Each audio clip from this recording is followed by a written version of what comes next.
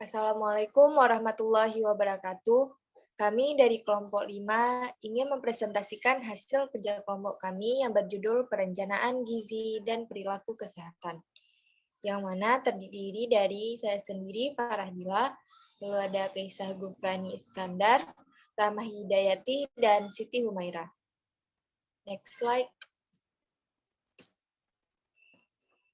Yang mana ruang lingkup pembahasannya meliputi yang pertama ada definisi perencanaan gizi, yang kedua ada langkah-langkah perencanaan gizi, yang ketiga ada definisi perilaku kesehatan dan bentuk-bentuknya, dan yang terakhir ada faktor perilaku kesehatan.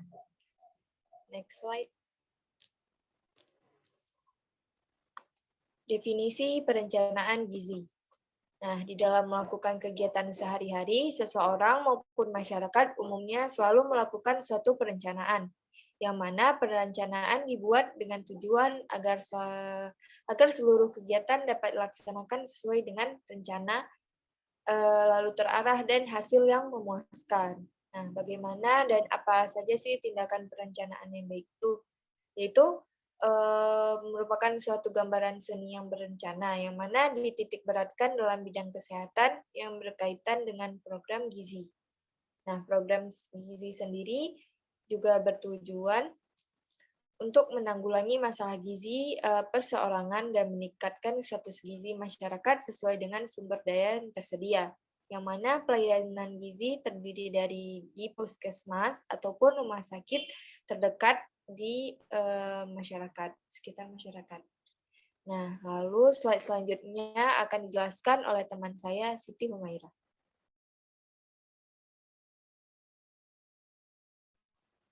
Baik, terima kasih moderator. Saya akan melanjutkan pembahasan mengenai langkah-langkah dalam perencanaan gizi. Nah, bagaimanakah langkah-langkah perencanaan gizi? Apa-apa saja langkah-langkahnya akan saya paparkan sebentar lagi. Nah, di sini langkah-langkah yang kita gunakan adalah mengacu pada logical framework analysis, di mana ini merupakan suatu instrumen analisis, presentasi ataupun manajemen yang dapat membantu kita dalam membuat perencanaan untuk menganalisis situasi tertentu gitu. Terutama dalam hal ini kita merencanakan suatu program gizi. Gitu. Nah, ada 4 langkah utama dalam logical framework analysis ini, yaitu yang pertama ada analisis situasi, ada analisis masalah, kemudian ada matriks perencanaan proyek, serta ada rencana pelaksanaannya. Nah, kita next slide. Nah, jadi untuk langkah pertama yang kita lakukan adalah ada analisis situasi. Jadi analisis situasi ini merupakan suatu langkah utama dan yang pertama berupa dapat mengumpulkan ataupun menganalisis data yang ada di suatu masyarakat. Misalnya tim proyek yang akan membuat suatu perencanaan gizi yang ada pada suatu daerah. Dan data-data yang ada itu dapat berupa data subjektif dan data objektif, di mana data subjektif ini dapat kita lakukan dengan berbagai cara, misalnya melalui dengan mempelajari media massa. Misalnya kita membaca koran-koran daerah di lokal tersebut, kemudian menonton TV-TV lokal, berita-berita lokal tentang masalah-masalah kesehatan yang ada. Kemudian yang kedua, ada mempelajari geografi daerah, karena untuk apa kita mempelajari geografi daerah ini? Karena masyarakat yang ada di pegunungan ataupun masyarakat yang ada di pesisir pastinya memiliki masalah kesehatan yang berbeda, memiliki asupan makanan yang berbeda gitu, sehingga dalam membuat perencanaan gizi juga akan berbeda nantinya. Kemudian langkah selanjutnya ada petugas kesehatan dapat berasal dari pendatang ataupun orang asli. Jadi tim proyek yang akan membuat perencanaan gizi ini dia bisa dapat dari orang-orang luar yang masuk ke satu daerah ataupun orang asli dari satu daerah tersebut. Kemudian ada yang selanjutnya adalah mengunjungi berbagai tipe pasar atau rumah makan. Di mana tujuan daripada kunjungan ini sehingga tim proyek yang akan membuat perencanaan gizi dapat mengetahui apa saja bahan pokok ataupun makanan yang ada pada daerah tersebut, kemudian apa saja tipe-tipe makanannya dan sebagainya. Kemudian langkah selanjutnya adalah mengadakan focus group discussion dengan masyarakat. Jadi dengan adanya diskusi dengan masyarakat, kita dapat mengetahui masalah apa yang dihadapi ataupun kendala apa yang dihadapi dalam masalah kesehatan tersebut. Kemudian tadi kita bahas tentang data subjektif. Sekarang kita beralih kepada data yang objektif. Data yang objektif ini dapat dilakukan dengan cara misalnya data demografi, misalnya itu kependudukan ya, kependudukan dalam suatu masyarakat. Misalnya jumlah penduduknya berapa, kemudian angka kematiannya, angka kelahirannya berapa gitu, yang sangat berpengaruh dalam proses perencanaan gizi tersebut. Kemudian yang kedua bisa melalui faktor sosial ekonomi. Kita dapat mengkaji, dapat mempelajari bagaimana pendapatan ataupun pengeluaran, kemudian pendidikan, kebudayaan daripada masyarakat yang akan kita buat perencanaan gizinya. Kemudian ada faktor lingkungan. Seperti yang kita ketahui, bagaimana lingkungan dalam masyarakat tersebut yang mempengaruhi kesehatan dari masyarakat yang akan kita buat perencanaannya. Kemudian ada sumber daya kesehatannya. Bagaimana sumber daya kesehatan, bagaimana pelayanan yang ada di dalam daerah tersebut, misalnya puskesmasnya kah, rumah sakitnya, apakah berjalan dengan baik atau tidak. Kemudian yang terakhir ada status kesehatannya, apakah yang menyebabkan angka kesakitannya tinggi, apakah yang menyebabkan angka kematiannya tinggi, ataupun meningkat atau berkurang gitu ya dalam membuat suatu perencanaan gizi. Kemudian di langkah yang kedua adalah analisis masalah. Nah, setelah kita menganalisis data dari masyarakat, kita sudah mengetahui nih apa saja hambatan, kendala yang yang kita kaji di masyarakat tersebut. Kita membuat analisis masalahnya. Analisis ataupun penentuan masalah ini dapat dilakukan sesuai data yang dimiliki. Nah, untuk data yang subjektif, pada kasus tertentu, hasil dari penilaian subjektif itu dapat dijadikan sebagai masalah utama yang ditanganinya. Tim-tim yang proyek itu bisa saja pada mulanya menduga penyediaan suatu barang ataupun alat akan meningkatkan status kesehatan masyarakat, tetapi ternyata masyarakat membutuhkan program yang lain. Nah, untuk data yang objektif, penentuan masalah itu bisa dengan membandingkan tingkat masalah dengan standar tertentu. Misalnya yang objektif tadi untuk data demografi merupakan kependudukan. Jadi kita bandingkan antara tingkat pertumbuhan penduduk itu dengan tingkat pertumbuhan yang diinginkan, gitu ya, yang standar yang sudah ditentukan. Nah, dalam hal analisis masalah ini kita punya langkah lagi, yaitu mengklasifikasikan masalah dan memprioritaskan masalah. Di sini kita klasifikasi masalah. Kita mengelompokkan masalah ini termasuk ke dalam status kesehatankah ataupun ke dalam pelayanan kesehatan, status masalah pelayanan kesehatan gitu. Kalau status kesehatan mungkin bisa berhubungan dengan penyebab angka kesakitan, penyebab angka kematian gitu ya. Kalau misalnya status pelayanan kesehatan bisa jadi bagaimana manajemen pelayanan kesehatan di daerah tersebut. Nah, kemudian langkah selanjutnya ada yang harus diperhatikan adalah prioritas masalah.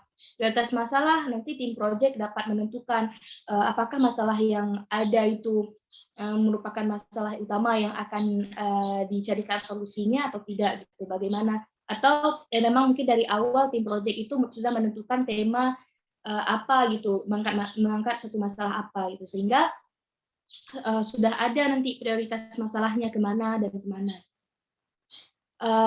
Next. Yang ketiga, langkah ketiga dalam membuat perencanaan gizi adalah analisis stakeholder, di mana analisis ini dia bertujuan untuk mengidentifikasikan orang, baik organisasi ataupun institusi yang mungkin akan tertarik itu, dapat terlibat dan juga dapat terkena akibat dari proyek yang dibuat, dari perencanaan gizi yang dibuat. Penting sekali mengidentifikasi sasaran yang akan mendapatkan manfaat dari proyek, dapat berkontribusi langsung karena berkaitan dengan keberlanjutan program. Pemerintah yang dapat secara langsung ataupun tidak langsung mempengaruhi jalannya proyek. Jadi biasanya pemerintah dia yang dapat secara langsung ataupun secara tidak langsung mempengaruhi jalannya proyek tersebut. Begitupun organisasi yang dapat diajak sinergi dalam proyek. Banyaknya stakeholder itu dapat dianalisis dengan kriteria keterlibatannya di dalam proyek. Misalnya apa visi misinya yang sesuai dengan proyek, kemudian dan juga kekhawatirannya terhadap proyek yang dibuat. Kemudian langkah selanjutnya adalah langkah keempat adalah analisis konteks dan risiko, di mana analisis konteks berupa uraian kondisi eksternal yang mungkin menyebabkan proyek itu disetujui ataupun tujuan proyek itu tidak tercapai. Jadi keadaan politik, stabilitas ekonomi, keadaan sosial dan juga budaya yang di luar kendali tim proyek tersebut. Beberapa proyek mungkin tidak akan berjalan, tidak dapat berjalan ataupun berlanjut ketika tidak ada kepastian gitu, baik itu kepastian politik ataupun kebijakannya. Begitulah beberapa langkah-langkah dalam membuat perencanaan gizi. Selanjutnya saya kembalikan kepada moderator.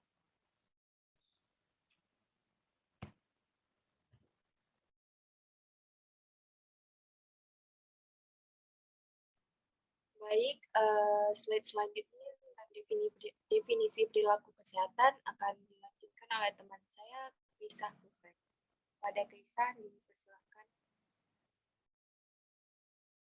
Baik, terima kasih moderator telah memberi kesempatan untuk saya menjelaskan presentasi pada hari ini. Pada hari ini saya akan menjelaskan tentang definisi perilaku kesehatan dan bentuk-bentuk perilaku kesehatan. Pertama, saya akan menjelaskan definisi perilaku kesehatan. Perilaku merupakan hasil kegiatan atau aktivitas suatu organisme atau makhluk hidup yang terbentuk dari hasil adaptasi terhadap lingkungan sekitarnya. Perilaku sehat adalah tindakan yang harus dilakukan individu untuk memeliharakan dan meningkatkan kesehatannya, termasuk seperti mencegah penyakit, perawatan kebersihan diri, menjaga kebugaran melalui olahraga dan makan makanan yang bergizi. Perilaku sehat ini diperlihatkan oleh individu yang merasa dirinya sehat meskipun secara medis belum tentu mereka betul-betul sehat. Selanjutnya, next. Selanjutnya saya akan menjelaskan bentuk-bentuk perilaku sehat. Bentuk-bentuk perilaku sehat menurut Green dalam buku Natoat Mojo tahun 2003 menganalisis bahwa perilaku manusia dari tingkat kesehatan seorang atau masyarakat itu dipengaruhi oleh dua faktor pokok, yaitu faktor perilaku dan faktor luar perilaku. Faktor perilaku itu tersendiri dapat terbentuk dari 3 faktor, yaitu pertama ada faktor predisposisi yang terwujud dalam mengetahui sesuatu hal, cara kita menyikapi sesuatu hal tersebut, dan kepercayaan, keyakinan, dan nilai-nilai terhadap suatu hal tersebut. Misalnya faktor gizi dan makan seseorang dapat terbentuk dari agama atau kepercayaan orang tersebut, dan oleh karena itu dapat menjadi sebuah faktor atau terbentuknya perilaku kesehatan seseorang. Dan yang kedua ada faktor pendukung. Faktor ini terwujud dalam lingkungan fisik tersedia atau tidak adanya sebuah makanan atau fasilitas-fasilitas atau sarana kesehatan, misalnya puskesmas, obat-obatan. Faktor pendukung ini juga sangat mendukung jika seseorang itu dalam sebuah daerah atau sebuah negara. Contohnya di Indonesia, jika kita merasa tidak enak kerongkongan, kita akan minum air yang direbus oleh jahe. Tetapi kalau misalnya di daerah-daerah seperti Cina, mereka akan merebusnya dengan ginseng. Ada perbedaan faktor ini tergantung dengan fasilitas yang disediakan di daerah mereka tersebut. Yang ketiga ada faktor pendorong. Faktor ini terwujud dalam sikap dari perilaku tugas kesehatan yang dimiliki oleh suatu daerah tersebut dan perilaku masyarakat di daerah tersebut. Sekian dari penjelasan saya. Selanjutnya saya kembalikan ke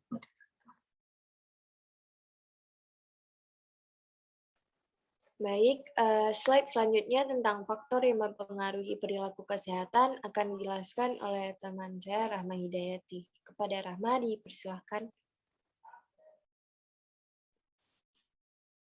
Baik, saya akan menjelaskan mengenai faktor yang mempengaruhi perilaku kesehatan. Terdapat beberapa teori yang menganalisis mengenai faktor-faktor yang mempengaruhi perilaku kesehatan. Antara lain, yang pertama yaitu teori dari Lawrence Green tahun 1980. Yang kedua ada teori dari Snehandu Bekar tahun 1983 dan teori WHO tahun 1984. Next.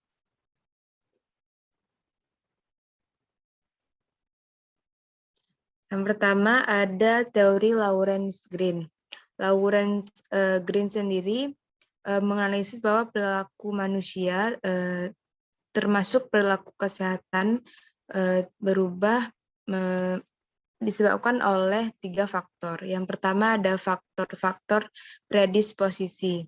Faktor-faktor predisposisi ini merupakan faktor-faktor yang terdiri dari yang terdapat atau terdiri dari dalam diri manusia itu sendiri atau masing-masing individu yang berupa seperti usia, jenis kelamin, penghasilan, pekerjaan, kepercayaan, keyakinan, dan sebagainya. Yang kedua ada faktor-faktor pendukung. Faktor-faktor pendukung sendiri terwujud dalam lingkungan fisik di mana seorang individu itu tinggal, misalnya ada atau tidaknya fasilitas kesehatan seperti puskesmas, obat-obatan, transportasi, dan sebagainya. Yang ketiga ada faktor-faktor pendorong. Faktor-faktor pendorong ini berasal dari luar diri individu seperti bentuk atau sikap dan perilaku tugas kesehatan, kemudian ada kelompok referensi dari kesehatan, dan tokoh masyarakat. Next.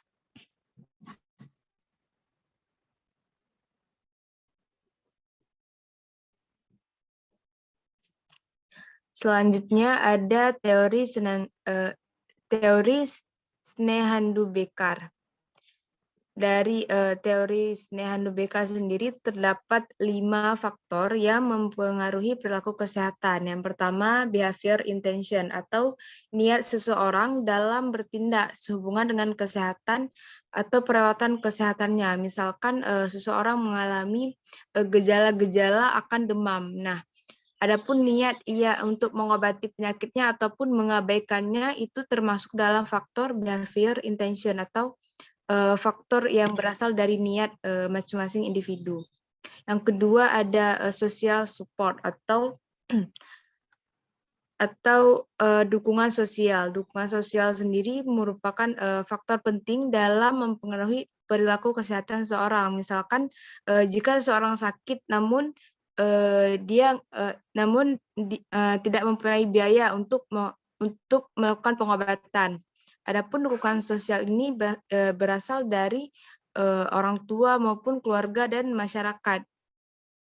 Jika dukungan sosial ini ada, maka pengobatan tersebut bisa berlangsung. Namun jika tidak adanya dukungan sosial, maka pengobatan dalam mencegah pengobatan untuk menyembuhkan penyakit seseorang tidak akan berlangsung. Yang ketiga ada accessibility of information, merupakan ada atau tidaknya fasilitas kesehatan di mana seorang individu itu tinggal. Misalkan ada atau tidaknya fasilitas kesehatan di daerah terpencil juga merupakan salah satu faktor terjadinya perubahan perilaku kesehatan. Yang keempat ada personal autonomy, di mana personal autonomy ini lebih kepada keputusan ataupun tindakan yang diambil oleh seseorang mengenai kesehatannya. Yang terakhir ataupun yang kelima ada action situasi, di mana situasi seorang dapat bertindak ataupun tidak. Contohnya seperti misalkan seorang melihat orang lain sakit, jika ia punya upaya untuk menyembuhkan, maka ia akan membantu untuk mengobati penyakit tersebut. Namun jika dia tidak punya, maka ia tidak akan bertindak atau tidak melakukan tindakan apapun. Next.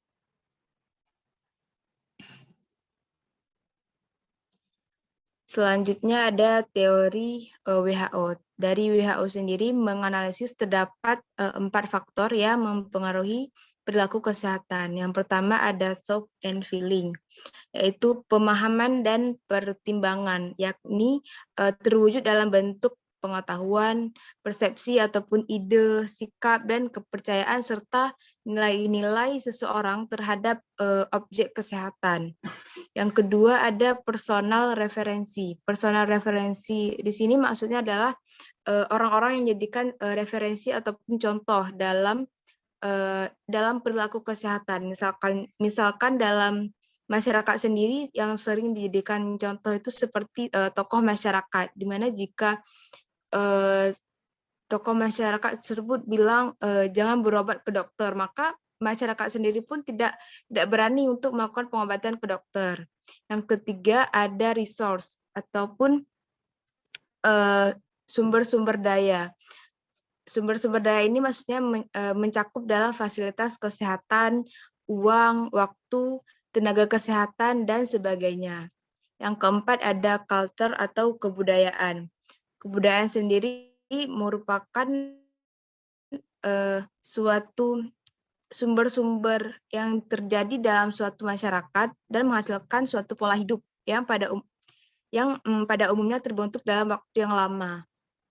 Nah, kebudayaan sendiri juga sangat berpengaruh dalam terjadinya perilaku kesehatan yang normal. Mungkin sekian dari saya. Selanjutnya saya kembalikan kepada moderator. Baik, demikianlah presentasi dari kelompok kami. Lebih dan kurang kami mohon maaf. Wabillahi taufiq wal hidayah. Assalamualaikum warahmatullahi wabarakatuh.